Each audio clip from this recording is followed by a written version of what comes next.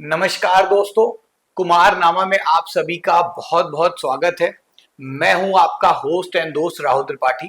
दोस्तों, आज हमारे साथ आई स्पेशलिस्ट और आई सर्जन डॉक्टर अभिषेक वाजपेयी जी हैं। डॉक्टर साहब आदित्य आई केयर के नाम से कानपुर में अपना एक क्लिनिक, अपना एक हॉस्पिटल रन करते हैं।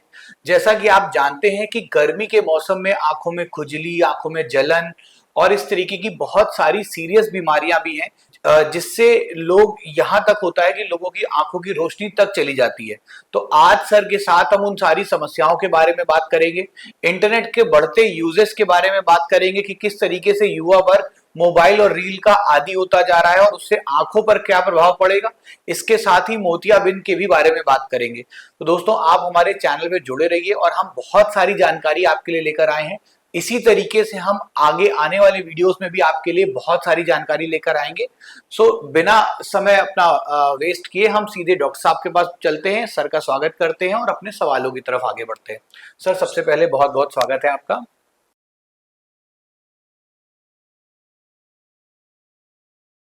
तो सर, हम जैसा कि अपने सवालों पे बढ़ना चाहते हैं कि सर, सबसे कॉमन चीज है कि गर्मी के मौसम आते हैं तो हम सबसे पहले तो अपने व्यूअर्स को ये हमारे जो व्यूअर्स है वो ये जानना चाहते हैं कि गर्मी के मौसम में किस तरीके की बीमारियां निकलकर सामने आती हैं।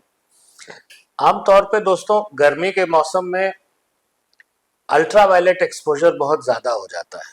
यानी कि सूर्य की किरणें जो हैं वो इतनी तेज़ हो जाती हैं कि वो आँखों को नुकसान पहुंचाने लगती हैं। ये धूल से जब मिश्रित होता है तो एलर्जी होती है। साथ ही साथ जब हम एयर कंडीशनड एनवायरनमेंट में बैठते हैं तो ड्राइनेस की संभावनाएं भी बढ़ जाती हैं। तो अल्ट्रावायलेट एक्सपोजर, सनलाइट एक्सपोजर यानी कि और एलर्जी और साथ ही साथ धूल और ड्राइनेस, ये सब मिला जुला करके एक एलर्जिक कंजंक्टिवाइटिस का विद ड्राई आई फीचर्स, ये एक बहुत कॉमन चीज जो है वो गर्मियों में देखने को मिलती है। डॉक्टर साहब, ये जो बीमारियां हैं ये क्या इनके सिम्टम्स हैं, और अगर आप एक एक करके इन बीमारियों के बारे में बताओ तो कैसे इनसे बचा जा सकता है। देखिए, होता क्या है, आमतौर पे जब हम लोग बाहर निकलते हैं जिनकी आउटडोर एक्टिविटीज बहुत ज़्यादा होती है, उन लोगों को अल्ट्रावायलेट किरणों से बचाव करना बहुत ज़रूरी है। अच्छी क्वालिटी के डार्क ग्लासेस पहने और कोशिश करें कि कम से कम धूल आंखों के अंदर जाए।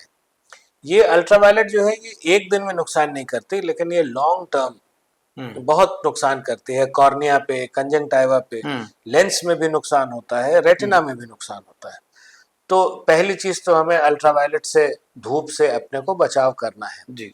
दूसरी बात जो महत्वपूर्ण है वो ये है कि बहुत से पराग कण ऐसे होते हैं जिनको हम पोलन ग्रेन्स कहते हैं अंग्रेजी में। वो एक किसी खास मौसम में आते हैं और किसी खास व्यक्ति को उससे एलर्जी होती है। तो कुछ लोग ऐसे होते हैं जो गर्मी के समय में उनकी आंखें एकदम लाल हो जाती हैं, पानी आने लगता है, जलन होने लगती है। ये सब फीचर्स जो है वो सीजनल एलर्जिक कंजंक्टिवाइटिस के होते हैं। आंखों को समय समय पर धोना और ठंडे पानी की पट्टी ये रखना, आंखों के ऊपर ठंडे पानी की पट्टी रखना, इससे उनको एक तात्कालिक लाभ मिल सकता है। साथ ही साथ क्या है कि कुछ लोगों की इंडोर एक्टिविटीज ज्यादा होती हैं, वो आउटडोर एक्टिविटीज नहीं है। वो जैसे आईटी सेक्टर में है जी, तो अब उनको रेडिएशन, लैपटॉप का रेडिएशन मतलब चमक से उससे भी परेशानी होती है। एयर कंडीशनड माहौल में है जी, बराबर, तो उससे इंड्यूस होकर के ड्राइनेस होती है। इसमें अंदर बैठ करके कई बार हम लोग जो है वो भूल जाते हैं कि हम जिसकी तरफ देख रहे हैं हमारी पलकें उतनी नहीं झपक रही हैं, तो इवेपोरेटरी ड्राइनेस बढ़ जाती है। तो आपसे जो सबसे सरल समाधान है वो ये है कि जब आप लैपटॉप स्क्रीन की तरफ देखें तो एक अंदर से एक जैसे संकल्प ले लें कि मुझे 1 मिनट में 10 बार पलकों को झपकाना है। तो उससे टीयर फिल्म जो है वो इवनली स्प्रेड हो जाती है आंख में और सिम्टम्स में कुछ हद तक राहत मिलती है। अच्छा सर, एक जैसे ड्राई आई अभी आपने बताया, तो जो ड्राई आई सिंड्रोम है उसके बारे में जानना चाहते थे कि अगर उससे बचाव के लिए क्या करना चाहिए और क्या उसके लक्षण होते हैं। ड्राई आइज का एक बहुत कॉमन फीचर लक्षण होता है जो कि हम सब लोगों ने कभी न कभी अनुभव किया होगा कि आपको अचानक से लगता है कि आपकी आंख में कुछ कण चला गया, यानी कि फॉरेन बॉडी सेंसेशन। ऊपरी पलक पे लगता है कुछ फंस गया जी। है, लोग उसको खुजलाने लगते हैं। दरअसल अक्सर ये ड्राइनेस की ही वजह से होता है। हम्म। तो फॉरेन बॉडी सेंसेशन भी होता है, रेडनेस है, इचिंग है। इचिंग यानी कि खुजली, लाली, खुजली, आंखों से पानी बहना। हम्म। एक तरफ तो हम कह रहे हैं कि आंखों में सूखापन है और दूसरी तरफ वही सूखापन आपके पानी को भी बहा रहा है, क्योंकि कोशिकाएं जो है वो एक तरीके से रिएक्ट कर रही हैं, वो ग्रंथियां जो है वो रिएक्ट कर रही हैं और वो ज्यादा पानी बना रही हैं टीयर, और लेकिन उस टीयर की क्वालिटी अच्छी नहीं है, हम्म। जिसकी वजह से पानी बह जा रहा है, वो आंख में रुक नहीं रहा है। हम्म। तो वो भी ड्राई का एक फीचर है। तो इससे सर बच कैसे, सावधानी, इसके उपाय क्या हैं, कैसे इससे बच सकते हैं या कैसे इससे ठीक हो सकते हैं। ड्राइनेस से बचने का सबसे सरल तरीका है जी। कि आप जब कभी बाहर निकलें और वापस अपने घर आए तो थोड़ी देर के लिए अपनी आंखों को आराम दें, सीधे मोबाइल पे या स्क्रीन के सामने ना जाए। जी। जो लोग बराबर मोबाइल और स्क्रीन पे काम करते हैं उनसे ये कहा जाता है कि 20 मिनट में, 20 मिनट बाद थोड़ी देर के लिए, 20 सेकंड के लिए ही सही, लेकिन दूर देखें। हम्म। साथ ही साथ डायरेक्ट एसी के ब्लास्ट के सामने ना बैठें। अपनी सीट जो है वो कहीं किनारे रखें।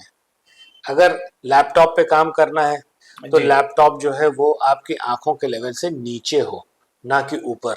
हम्म। और जो एक और बहुत महत्वपूर्ण चीज़ है वो ये है कि आप रात में सोते समय या कभी जैसे दिन में बहुत लंबा काम किया और आंखों में थकान है जी। तो ठंडे पानी की पट्टी रखें। अच्छा सर, एक तो ये जैसे आपने जो 20 मिनट वाली बात कही, तो ऑनलाइन एक ये एक रूल बहुत चलता है, 20-20-20 रूल है। तो लेकिन इसके बारे में बहुत ज्यादा जानकारी नहीं है, तो क्या आप बताएंगे कि जो इंटरनेट यूजर हैं या जो लैपटॉप यूजर हैं या जो टीवी बहुत ज्यादा देखते हैं, सिस्टम पे बैठ के काम करते हैं, तो उनको 20-20 रूल क्यों फॉलो करना चाहिए और एग्जैक्टली ये रूल क्या होता है।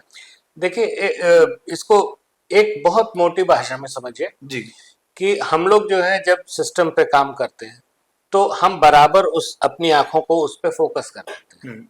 जो लोग सिस्टम पे काम नहीं करते हैं उन्होंने भी अक्सर देखा होगा कि मोबाइल पे अगर वो लंबी देरी तक काम करें जी। तो दूर देखने पे उनको थोड़ी देर के लिए धुंधला दिखाई पड़ता है।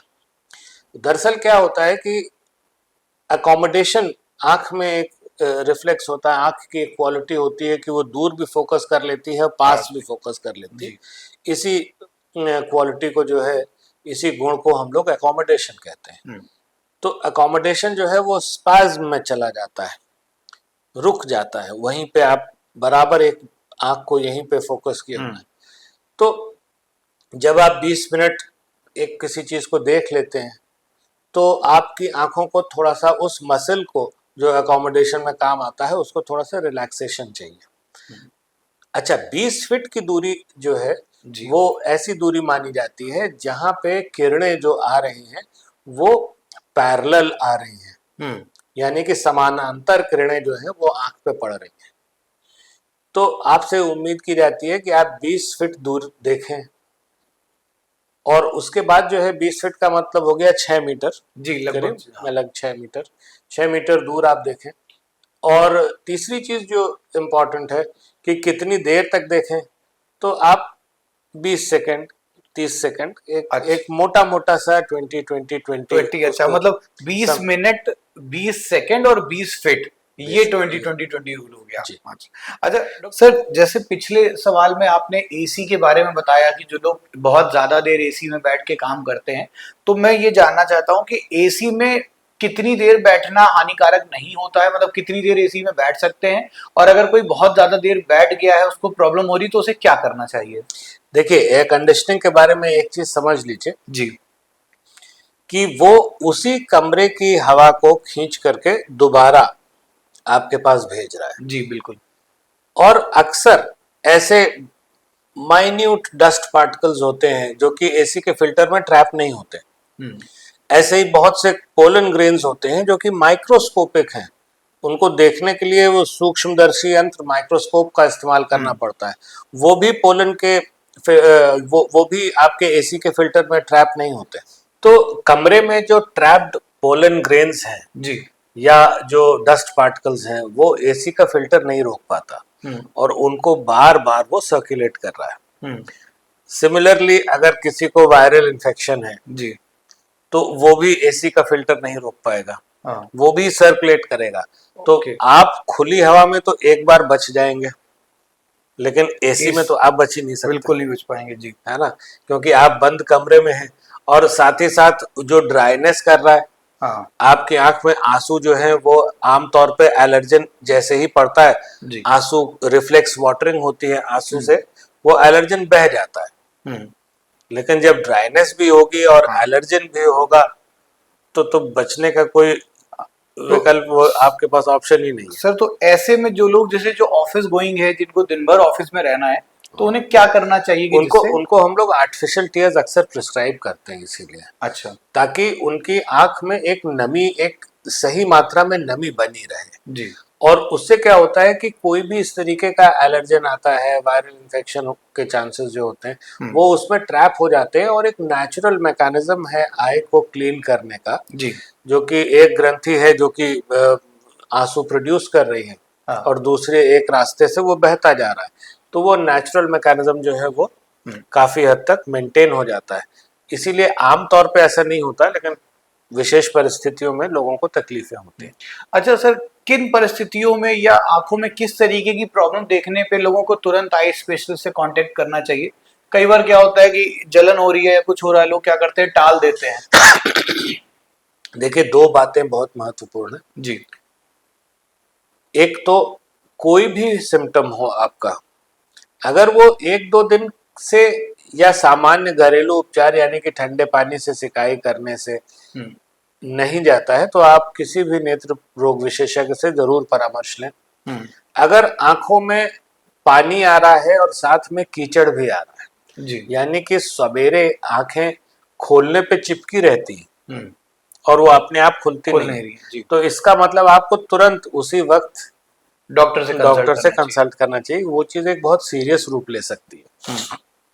अच्छा सर, क्या कोई ऐसी भी बीमारी है कि जिससे लोगों की आंख या किसी व्यक्ति की आंख परमानेंट डैमेज हो सकती है? हाँ, ये उसी पे मैं आ रहा हूँ जी। ये जो चिपकने वाली जो बात आपको बताई, ये इन्फेक्टिव कंजंक्टिवाइटिस का एक फीचर है।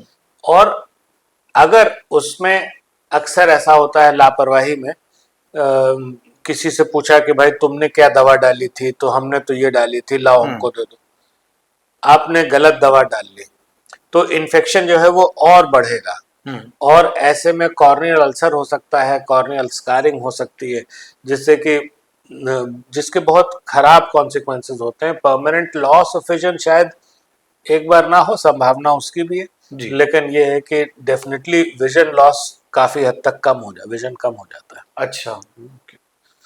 अच्छा सर, अब हम बच्चों पे आना चाहते हैं। जैसे आजकल हमने देखा है कि जो बच्चों का स्क्रीन टाइम है वो बहुत बढ़ गया है। स्कूल से घर वापस आए, फौरन मोबाइल चाहिए, फौरन टीवी चाहिए। पेरेंट्स भी क्या है, जो मिडिल क्लास है या अपर मिडिल क्लास है, कि अपने काम में बिजी हैं, अब उन्होंने उनको फ्री छोड़ दिया कि ठीक है भाई आप देख लीजिए। तो इस चीज के लिए कि बच्चों को कितनी देर, मैक्सिमम 24 घंटे में या जितनी देर वो जग रहे हैं 12 घंटे में, कितनी देर टीवी या फोन देखना चाहिए, कुल कैलकुलेटेड स्क्रीन टाइम क्या होना चाहिए और इससे क्या समस्याएं हो सकती हैं बच्चों को? देखिए, स्क्रीन टाइम जो है वो मिनिमल होना चाहिए जी। अब अनफॉर्चुनेटली कोविड के बाद से ऐसा सिनेरियो हुआ है कि होमवर्क भी स्क्रीन पे आ रहा है जी। नोटिसेस भी स्क्रीन पे आ रहे हैं, सब कुछ व्हाट्सएप पे आ रहा है जी। ठीक है, व्हाट्सएप के और सोशल मीडिया के अपने लाभ हैं जी। लेकिन एक बहुत यंग टेंडर माइंड और टेंडर आईज को ये चीजें नुकसान पहुंचाती हैं। सिर्फ आंखों की ही बात नहीं, आंखें जो हैं वो तो थकान होगा, उसमें कई बार ये भी होता है कि बहुत ज़्यादा जब आप नज़दीक से देखते रहते हैं तो इस तरीके की भी रिसर्चेज आई हैं कि एक्सियल लेंथ जो है वो आंख की बढ़ने लगती है, हम्म। और जब एक्सियल लेंथ आंख की बढ़ती है तो चश्मे का नंबर आने लगता है। हाँ। तो ये भी एक संभावना हो जाती है। साथ ही साथ क्या है कि जो हम लोग देखते हैं, तो हम लोगों का माइंड उस तरह से काम नहीं करता। हम्म। अगर हमने आपको एक कहानी सुनाई तो आप उसके बारे में कुछ इमेजिन करेंगे, जी। और अगर आप उस कहानी को चलता हुआ देख लेंगे तो आपका इमेजिनेशन बंद हो जाएगा। हम्म। तो वो माइंड भी उस तरीके से नहीं विकसित होगा। आंखों में समस्या आएगी, मन में भी समस्या माइंड में भी समस्या, आएगी, बिल्कुल। बिल्कुल आएगी। इसलिए हाँ। इसका मोबाइल का यूज और स्क्रीन टाइम जो है वो कम से कम हो, बहुत जो आवश्यक चीज हो उस पे हो। अच्छा, बाकी बच्चों में जो चश्मा छोटे बच्चों में लग जाता है, कहीं ना कहीं क्या स्क्रीन टाइम भी उसका कारण है? हाँ, एक कारण है, जी। डेफिनेटली कारण है। हम्म। कई बार ये होता है कि लोगों के आंख में चश्मे का नंबर होता है, और पुराने जमाने में अक्सर ये होता था कि क्योंकि विजुअल नीड इतनी नहीं थी, हम्म।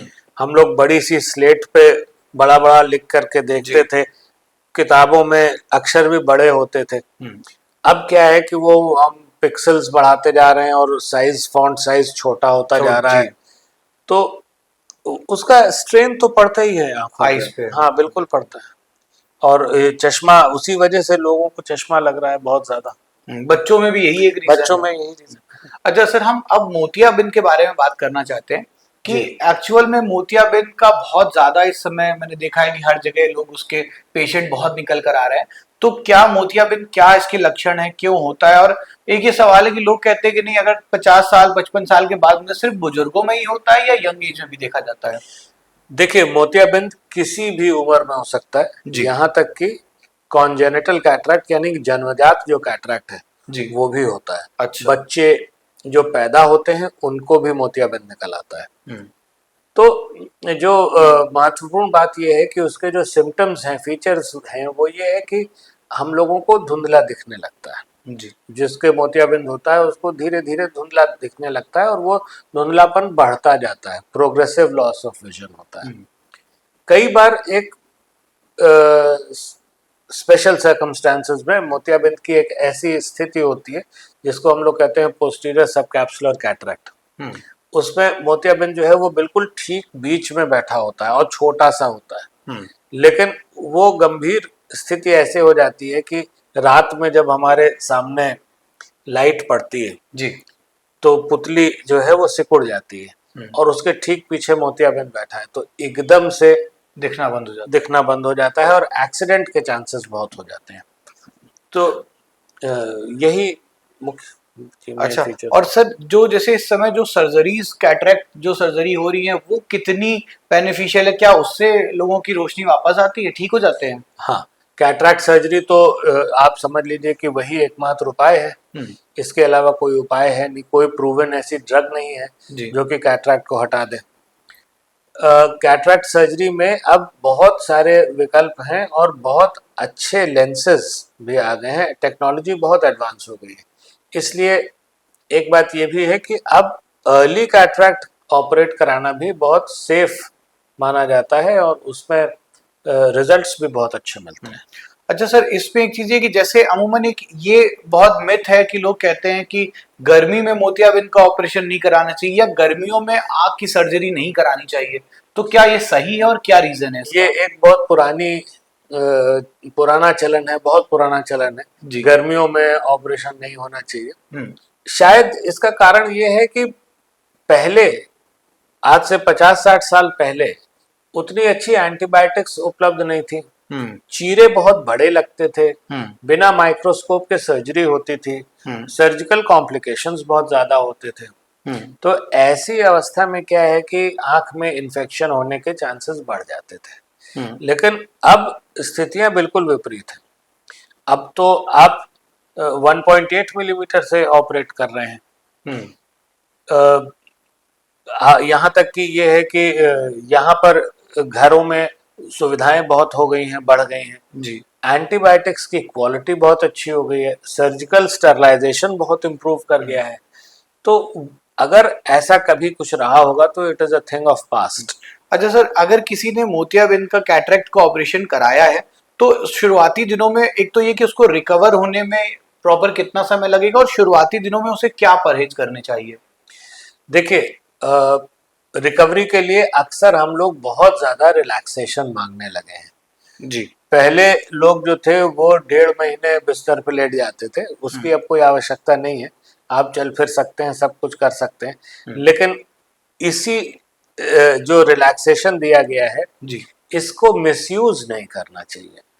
कि अगर आपसे कहा गया कि ठीक है आप अपने दैनिक कार्य कर सकते हैं, तो इसका ये मतलब नहीं है कि आप जो है वो अपने किसान कोई व्यक्ति है तो उसका दैनिक कार्य तो ये है कि वो सबसे पहले गाय को दुहेगा, तो वो काम वो नहीं कर सकता। तो कोई भी ऐसा काम जिससे इन्फेक्शन और इंजरी आंख में हो, वो काम आपको नहीं करना है। और रही बात समय की, तो आज की जो मॉडर्न सर्जरी है उसमें 10 से 12 दिन का जो समय है वो पर्याप्त है कंप्लीट हीलिंग के लिए। अच्छा। अच्छा सर, एक बहुत पुरानी मिथ ये है, बहुत पुरानी चलन चला आ रहा है कि लोग कहते हैं, या हमारे पुराने जो बाबा दादी थे वो कहते थे कि आंखों में काजल रात में अगर लगा के सो तो आंखों की रोशनी तेज हो जाती है। तो अगर ऐसा ही है तो फिर नहीं, आई ड्रॉप्स की क्या जरूरत है? नहीं है। जी।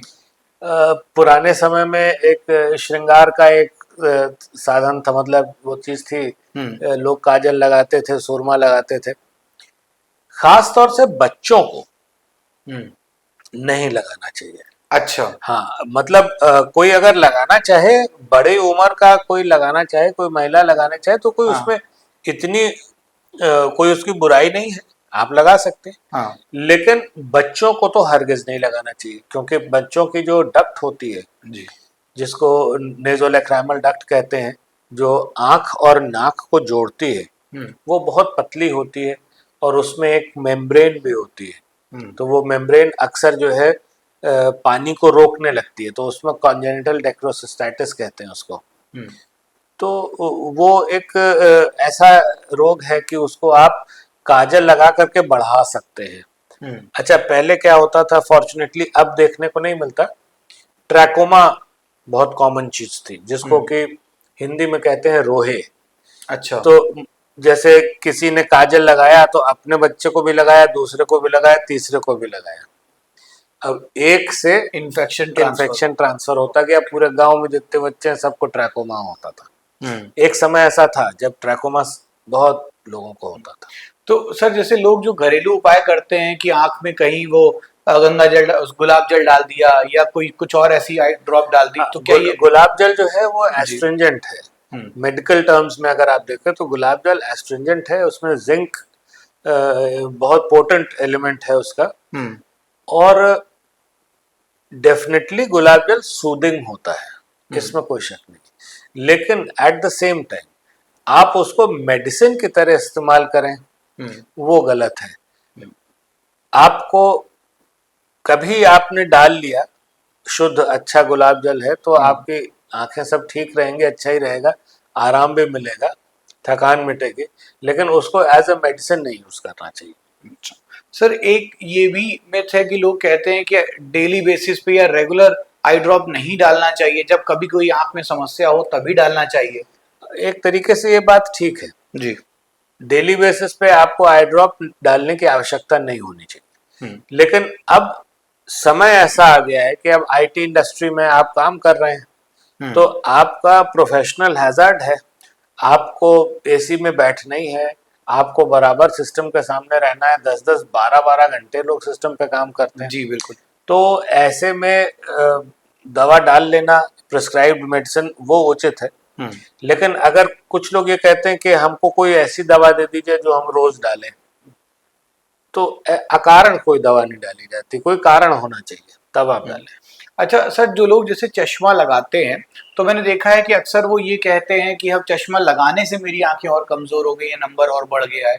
तो क्या ऐसा होता है या बस उनका एक भ्रम है ये? नहीं, मान लीजिए किसी परिस्थिति में किसी कारणवश चश्मे का नंबर सही नहीं आ पाया जी, तो आपको आंख में तकलीफ होगी। लेकिन चश्मा लगाने से नंबर बढ़ गया, इसकी संभावना नहीं है। अच्छा सर, जो इस समय जैसे दैनिक जीवन में जो लोग जो भी चीजें खाते पीते हैं, जो भी आहार ग्रहण करते हैं, तो क्या ये जो उनकी डाइट है, जो उनका फूड है, इसका आंखों की रोशनी पर कुछ प्रभाव पड़ता है? हाँ, बिल्कुल पड़ता है। जी। देखिए, सबसे इम्पोर्टेंट बात तो ये है कि बचपन में विटामिन ए की कमी होती है बच्चों को, जी। और ग्रामीण इलाकों में, और खासतौर से गरीब तबके के जो बच्चे हैं उनमें वो देखने को आज भी मिलती है कभी कभी। हम्म। पहले की अपेक्षा बहुत कम हो गई है, हम्म। लेकिन फिर भी कभी कभी मिल जाती है। तो ऐसे में हम लोग उनसे कहते थे कि जो देसी घी की बनी हुई चीजें खाएं। अब गरीब आदमी के लिए देसी घी नहीं, अच्छा जी। अफोर्ड नहीं कर जी। सकते। गाजर खिलाते थे, पपीता, पीले फल खिलाने के लिए कहा जाता था। जी। लेकिन ये सारी चीजें ऐसी होती हैं, सीजनल होती थी, हर आदमी के बजट में नहीं आती थी। हम्म। तो गवर्नमेंट ऑफ इंडिया ने बहुत अच्छा विटामिन ए प्रोफाइलैक्सिस प्रोग्राम चलाया, हम्म। जिससे कि वो एक गेम चेंजर हुआ। उसने पूरे तरीके से हम लोगों के जो है वो बच्चों की आंखों को बचाया। हम्म। तो विटामिन ए एक बहुत इम्पॉर्टेंट चीज़ है। और साथ ही साथ जो सबसे इम्पॉर्टेंट चीज़ है और सबसे नेग्लेक्टेड चीज़ है वो ये है कि बॉडी का जनरल हाइड्रेशन अगर आपका अच्छा रहेगा हम्म। तो तो आंखें स्वस्थ रहेंगी। आंखें भी स्वस्थ रहेंगी। सर, जैसे कोविड के बाद से ये वर्क फ्रॉम होम कल्चर बहुत स्टार्ट हो गया है, और अक्सर ऐसा देखा गया है कि जो लोग बैंगलोर में, दिल्ली में, नोएडा में जॉब करते थे वो अपने घर आ गए और अपने घर से वर्क फ्रॉम होम कर रहे हैं। अब ऐसे में क्या है कि उनको एसी के भी सामने परमानेंट बैठना पड़ रहा है और लैपटॉप भी चल रहा है, दोनों चीजें। और इन दोनों चीजों में बहुत ज्यादा आंखों के पर्पज से सावधानी बरतनी चाहिए। तो ऐसी कंडीशन पे उन्हें क्या करना चाहिए? वर्क फ्रॉम होम अब एक तरीके से it has come to stay. अब वो कभी वो कल्चर वापस नहीं होगा। लोगों को कन्वीनियंस भी है, अपने माता पिता के पास रह लेते हैं और एक अच्छी कंपनी में काम करने का मौका भी मिल जाता है। तो दरअसल बात वही है कि आप जो है वो आईटी इंडस्ट्री के ही पार्ट हैं। आप अपने घर में ही एक अपनी ऑफिस स्पेस बना लेते हैं, और आपको भी वही सब सावधानियां बरतनी है। एयर कंडीशनिंग से थोड़ा सा दूर हो करके जी। बैठे, जहाँ पे सीधी डायरेक्ट हवा ना आ रही हो। और साथ ही साथ लॉन्ग आवर्स अगर आपको काम करना है, 8 घंटे 10 घंटे काम करना है, तो 2 घंटे के बाद एक छोटा सा coffee break, tea break, juice, जो भी आपको पसंद हो उस तरीके का ब्रेक लें। आंखों में ठंडे पानी की पट्टी रखें, और जो हमने आपको बताया था 20-20-20 रूल जो है जी। उसको भी फॉलो करें। तो ये सावधानियां जब हमारे यंग भाई बहन लेंगे तो उनको बहुत फायदा होगा। अच्छा सर, एक आम जनता के पर्पज से हम जानना चाह रहे हैं कि अगर एक स्वस्थ व्यक्ति है, उसकी आंखें भी अच्छी हैं, लेकिन उसकी आंखों में भविष्य में कोई समस्या ना हो, कोई बीमारी ना हो, तो उसके लिए क्या 3 ऐसी मुख्य बातें हैं जो उसे ध्यान देनी चाहिए? क्या 3 टिप्स होंगी उसके लिए? सबसे पहले तो अर्लीस्ट सिम्टम पे रिपोर्ट करें। जी। सबसे पहली चीज ये है। कई बार ऐसा हो जाता है कि लोगों की आंख से रोशनी कम हो रही है और पता चला वो 6 महीने बाद आए, तो बहुत कुछ उस समय तक जा चुका होता है, फिर बहुत सी चीजें फुल्ली रिकवरेबल नहीं रह जाती। तो पहले अर्लीस्ट सिम्टम पे रिपोर्ट करें। जी।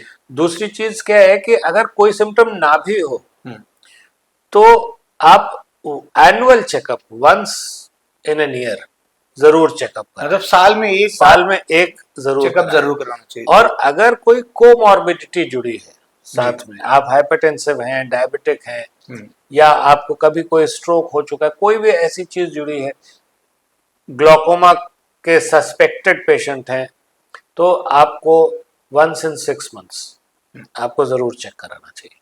अच्छा सर, जैसे आप रेगुलर, मुझे लगता है डेली कम से कम 30-40 पेशेंट तो रेगुलर आप देखते ही होंगे, तो क्या एक ऐसी कॉमन मिस्टेक्स हैं जो लोग जनरली आंखों को लेकर करते हैं और जो नहीं करनी चाहिए, अवॉइड करनी चाहिए? सबसे पहली कॉमन मिस्टेक यही है कि अक्सर हम लोगों को लगता है कि बहुत छोटी सी बात है, अभी ठीक हो जाएगी। ठीक हो जाती है, बहुत अच्छी बात है, लेकिन हमें कोई भी छोटा सा सिम्टम हो, चाहे वो रेडनेस का हो, चाहे वो जलन का हो, किसी का भी हो, वाटरिंग हो, उसको हमें प्रोलॉन्ग नहीं करना चाहिए। हमें अर्लीस्ट जैसे ही हमें समय मिले या समय ले करके निकाल करके अपने शेड्यूल से आप जो है डॉक्टर को जरूर कंसल्ट करें। अच्छा सर, आजकल जैसा सरकार ने एक सुविधा प्रोवाइड कराई है आयुष्मान कार्ड की, और हमने कई जगह देखा भी है कि आयुष्मान कार्ड धारक जो है उनका नेत्र का, उनकी सर्जरी की जा रही है, तो थोड़ा इसके बारे में हम दर्शकों को बताना चाहेंगे कि क्या है सर्जरी और क्या इसमें खर्चा आता है? आयुष्मान खर्चा तो इसमें कुछ भी नहीं आता है। जी। आयुष्मान कार्ड धारक से कोई भी पैसा नहीं लिया जाता। आयुष्मान कार्ड धारक को सारी सुविधाएं उपलब्ध कराई जाती है, उनके रहने का, उनके एक रात के स्टे का, 2 रात जो भी स्टे हो उनके भोजन तक की व्यवस्था अस्पताल द्वारा की जाती है। और साथ में एक रीजनेबली अच्छा लेंस भी लगता है जो कि निशुल्क सर प्रोवाइड किया जाता है गवर्नमेंट एड से। वो अस्पताल जो है उसको निशुल्क प्रोवाइड करता है। तो ये बहुत बड़ा एक उपलब्धि है भारत सरकार की, जिसमें गरीबों का बहुत बड़े स्तर पे व्यापक लाभ हो रहा है।